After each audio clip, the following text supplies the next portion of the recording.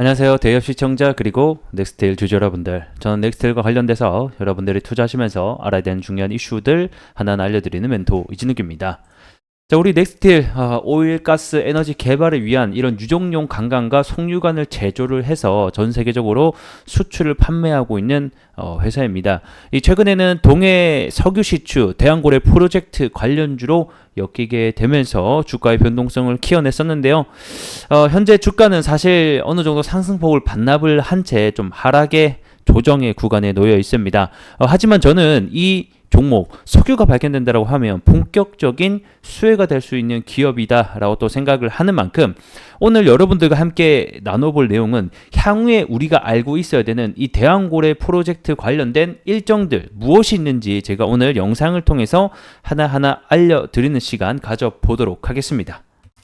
자, 우선 이 영상 또 처음 보시는 분들이 계시기 때문에 현재 이 넥스틸이 왜 이 대왕고래 프로젝트에 엮여 있는지, 그리고 정말로 수혜가 될 가능성이 있는지에 대한 부분부터 간략하게 좀 설명드리도록 하게 되면, 우리 넥스틸 같은 경우에는 이런 송유관, 그러니까 말 그대로 가스나 석유를 캐고 나서 그 가스나 석유를 이동을 해야 되잖아요. 그런 관을 생산을 하고 판매를 하는 업체이기 때문에 이 추후에 동해 석유 시추가 정말로 나온다라고 하면 이 넥스틸이 국내 점유율 2위 정도에 해당을 하기 때문에 특히나 이 포항 근처에 공장을 또 보유하고 있기 때문에 추후에 수혜가 충분히 입을 수 있다는 점입니다. 그래서 제가 IR 담당자 통화를 시도를 했을 때 당시에도 이 사용될 가능성이 있나 추후에 넥스틸의 강간이 이렇게 물어봤는데 강간이 사용될 확률이 있다라고 또 답변을 해 주셨습니다. 그래서 많은 내용들이 있었지만 간략하게 강간이 사용될 확률이 있기 때문에 추후에 발견이 된다라고 하면 본격적으로 수혜가 될 수 있는 기업이다라고 보시면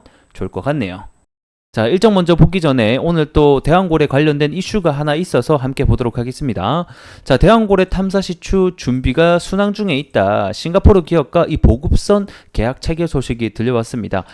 저는 이게 뭐 그렇게 큰 뉴스라고 보이진 않습니다. 그래서 시장도 오늘 화성밸브가 현재 대장 중에 있는데 이 종목이 오늘 좀 크게 상승을 좀 오전에 해줬었고 화성밸브 이 종목이죠. 오늘 요 뉴스로 16%또 고가 달성을 해줬습니다. 뭐 다른 종목들은 일부 좀 따라가다가 많은 상승을 보여주지 못했는데요.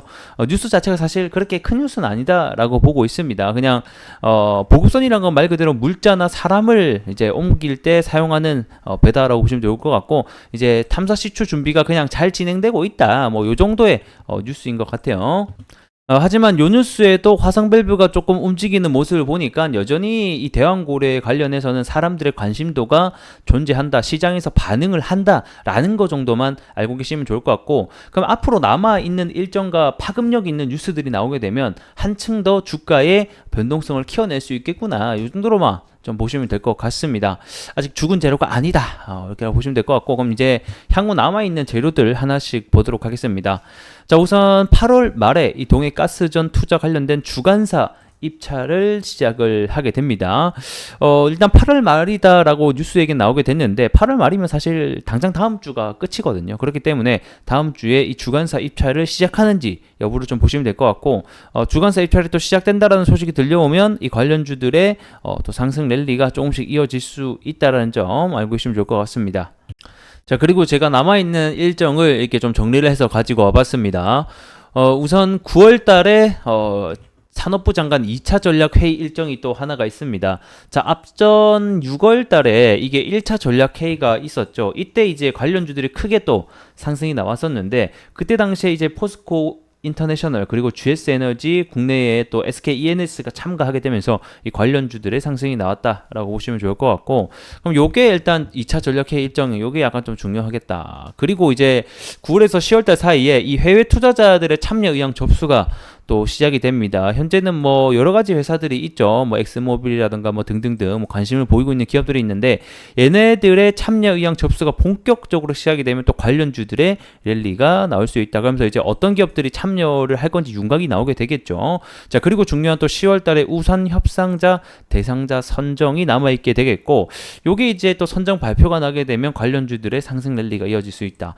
자, 그럼 여기서 이제부터 좀 이제 옥석 가리기가 시작될 수가 있는데, 일단은 일단은 이런 일정들이 있다라는 것 자체만으로도 관련주들의 상승이 나오고 테마라고 하는 것은 여러분들 그런 게 있습니다. 직접적인 연관이 없더라도 대장주가 막 상한가를 가거나 올라가잖아요. 그러면 그 아랫단에 있는 관련된 회사만 있으면, 특히 관련주만 있으면 따라서 올라가는 경향들이 있기 때문에 이게 만약에 직접적인 연관이 없다 하더라도 올라갈 수 있다. 그래서 우리가 일정들을 알아봐야 된다라는 것을 알고 계시면 좋을 것 같습니다.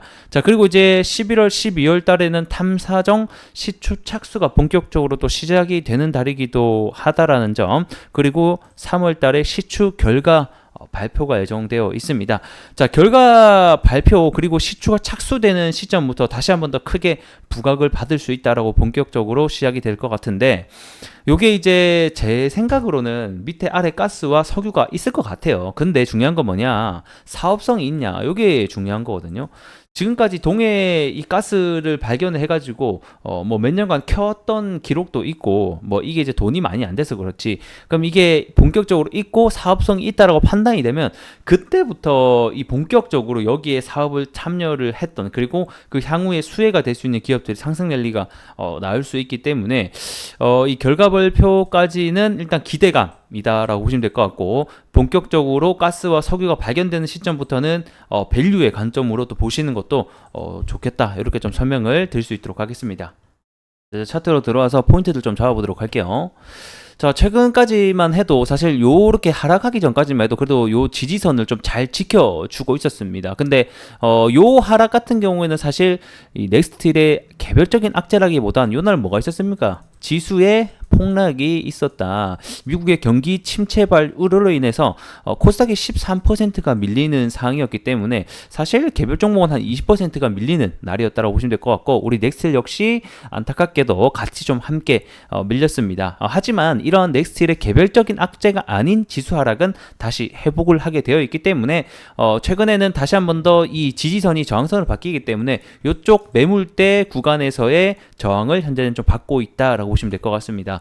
하지만 방금 보신 대로 이 재료가 아직 많이 남아있고 일정들이 다가오는 일정들이 많이 남아있기 때문에 저는 계속해서 이러한 기술적 반등에 대한 포인트는 여전히 나타나주지 않을까, 이런 또 생각을 하게 되는데, 하지만 강간 회사이니만큼 우리가 알아야 되는 리스크들은, 첫 번째는 이 넥스틸이 현재는 직접적인 수주를 갖고 온 게 아니기 때문에 테마로서 현재는 엮여 있다라는 겁니다.